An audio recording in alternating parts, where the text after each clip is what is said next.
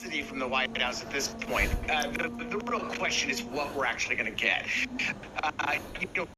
Trade deals typically take a year and a half to complete. About a comprehensive trade agreement.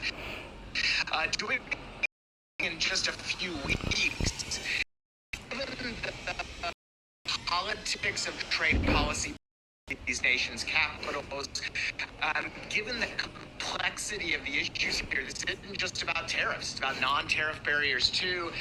That takes time. And so the question, are we going to get any deals? What deals we're actually going to get? And there I think they almost have to be superficial deals focusing tariff cuts or some guaranteed purchases of things like LNG, nothing that really gets in the weeds of those regulatory and other barriers. It feels like what these trading partners need to do is find a way to narrow the trade surplus they have with the United States. Who is best positioned for that?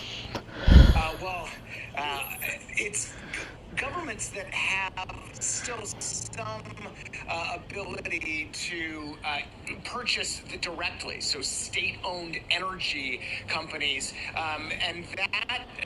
But beyond that, though, a lot of this stuff is difficult for private industry-led countries that don't have those types of levers to pull. The Chinese can, but of course, that's a bigger fish to fry. If there's a role for some of these international institutions that are devoted to facilitating trade, maybe it's just bringing people to the same table. And that's a real question, sort of merging these two ideas of what is the purpose of the IMF at this kind of moment, as well as when do you start seeing deals? Are you expecting to see a China-U.S. meeting during this week's meetings in Washington, D.C.? I'd be really surprised. It still seems that both sides are not ready to get down to talking.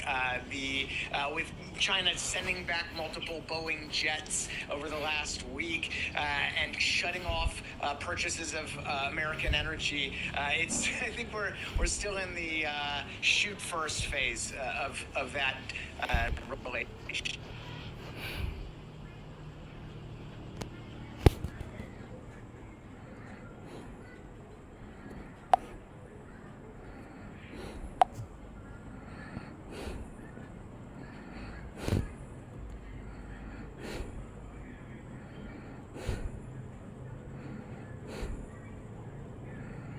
As a student of innovation and studying what is happening in China right now, we're astonished at what's happening from an innovation point of view.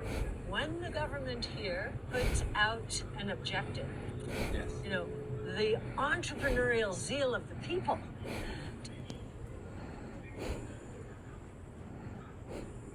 attention. And always when you have IMF meetings, there tends to be an elephant in the room. The last IMF meeting, it was the potential for Donald Trump to become president again.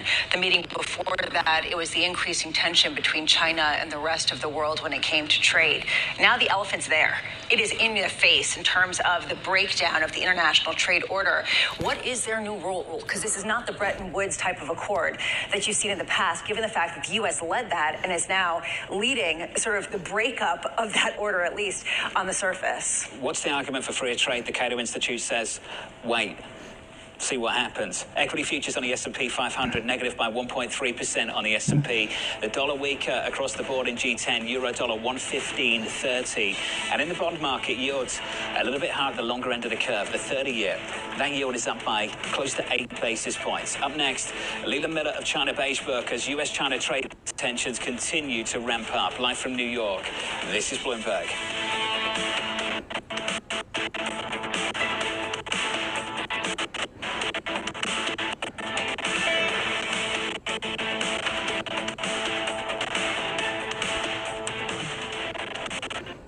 Behind the bright lights and adrenaline of pro sport is an equally exciting world of negotiations and deal-making. That's what we cover each week on our podcast, The Deal. I'm Alex Rodriguez, former baseball player turned business executive. And I'm Jason Kelly, a journalist at Bloomberg. Over the next couple months, we'll hear from all-stars like Jay Williams. I want to be an owner one day. Billie Jean King. Learn the business. Paul Rabel. Don't chase trends. Get ahead of them. And so many more.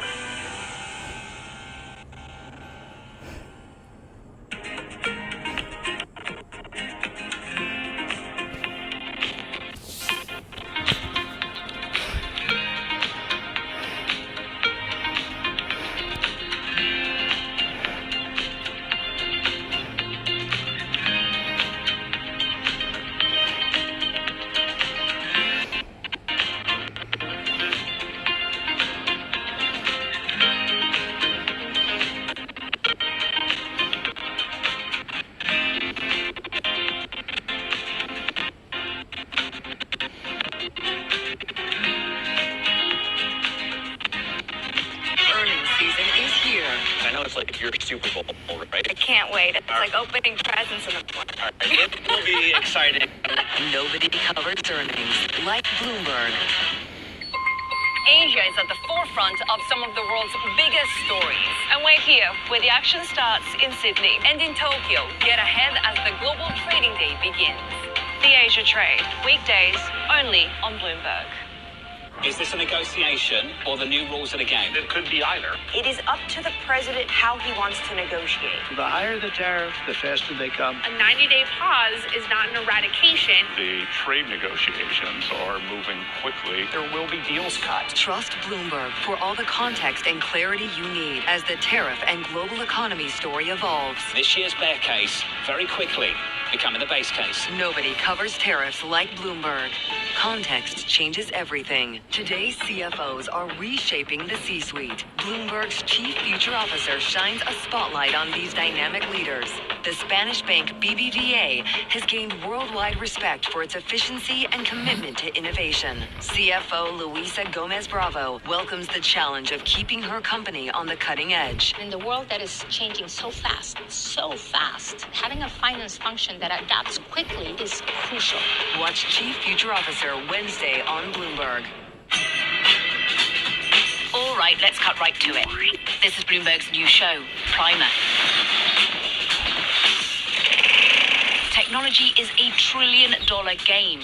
One lost, one again, just by backing the right science at precisely the right moment. My life has been focused on how can you elicit intelligence from brain cells in a dish. This is the fundamental building block of our fusion technology. We're doing things that have never been done by anybody, ever. Everyone is selling the future. If you want to understand what's coming, you'll want to watch Primer, because details matter. Lasers on. So do lasers. There we go.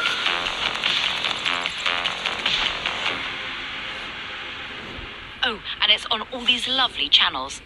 Hope you're jotting this down.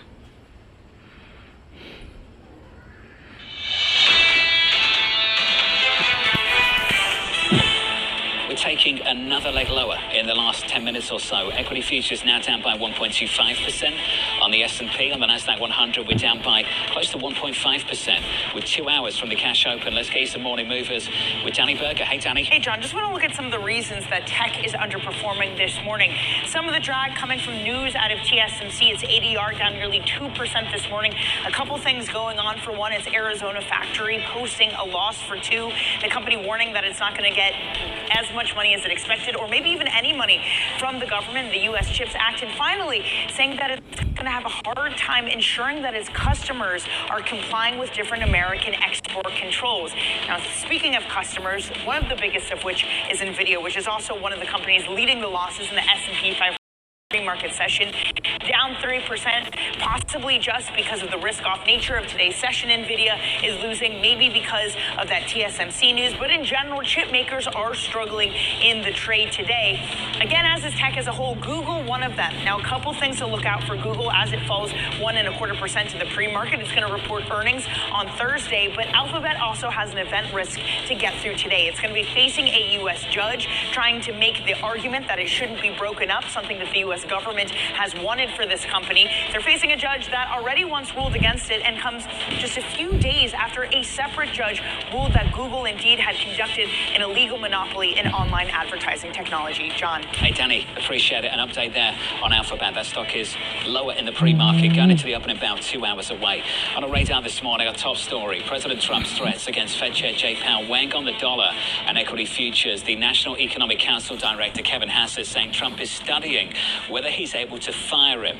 I want to talk about the bond market, Lisa. We talked about this briefly. Yields down at the front end, higher at the long end. This long bond is in focus big time over the past few weeks. If you have a Federal Reserve that is incentivized politically to lower rates in response to demands from an executive branch, that would unleash the prospect of higher inflation, a higher premium in terms of U.S. assets and how much investors externally are demanding to own them.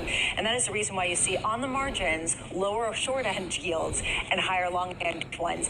At what point does that get the attention once again of this president? Right now, it is a less liquid market given the holiday. At the same time, at some point, this will trigger a response. What really I was surprised about Kevin Hassett over the weekend was the fact that he came out with this book and talked about all the reasons why you have Powell, the reason why they kept him and Trump won, even though he was nominated to be the Fed chair during Trump won.